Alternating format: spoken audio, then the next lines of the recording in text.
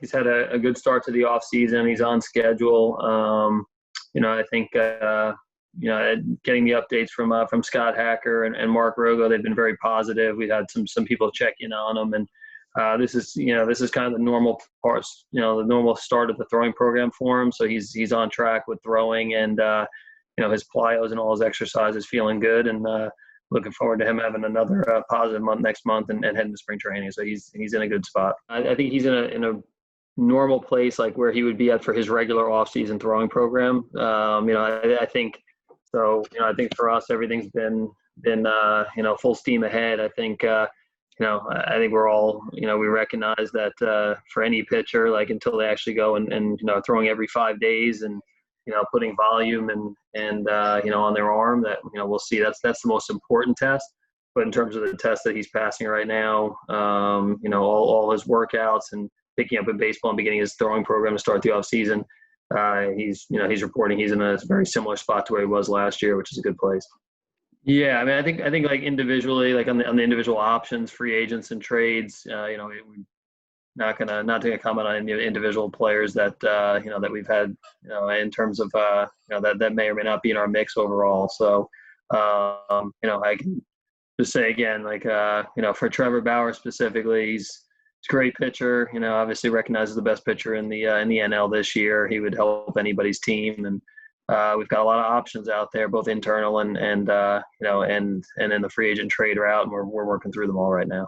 From our standpoint, we like our club, we like our team, and I think I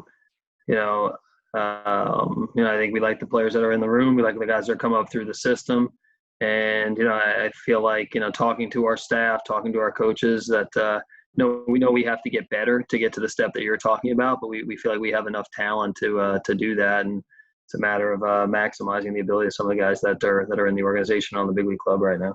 We've talked about fortifying the bench, and I think that's an area that we're going to continue to look at. We've had a couple guys that were on our bench last year, Mitch Moreland, Greg Garcia, that are in the free agent pool right now. We always look at the bullpen situation and constantly looking at trying to add interesting pen pieces.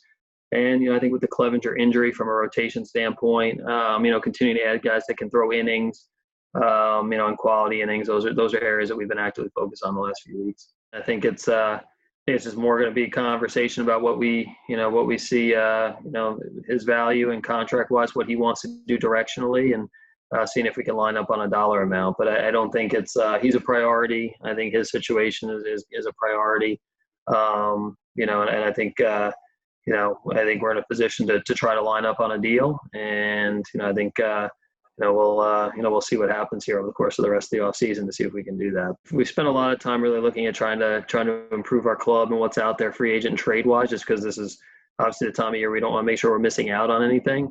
And I think we'll start to pivot here pretty soon. And I think as we get into the next month or two with both arbitration and, also the salary renewal process for our 0 to 3 players, I think we'll start looking at, does it make sense on long-term deals for some guys? And, we'll obviously, Fernando will be right there at the top of the list for us in these conversations.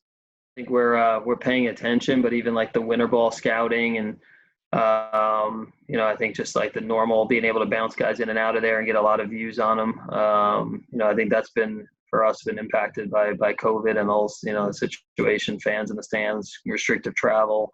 So, I think for us, it's been more, we get the game reports every night. I'll get a quick check-in, but we don't really have eyes like we have in the past, sitting on somebody and letting them play. And I think in some ways that's a little bit been part of the plan too, is let him go out there and go play, let him go do things on his own. And he's got a good grasp of things for the off season.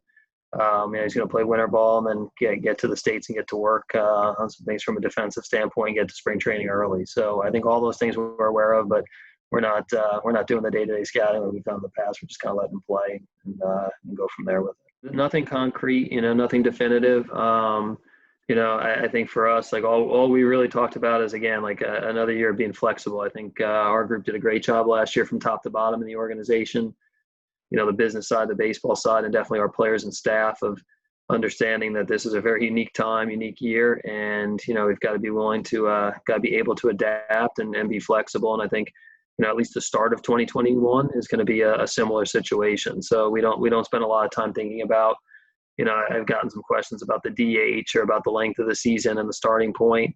I think a lot of capable people are discussing that and talking about it. I think we're just trying to make our players aware that, hey, we may need to be able, we need to be able to pivot a few different times here in the next couple of weeks. And, I think the group did a good job of that last year. And I think it's going to be more of the same here for the next few months.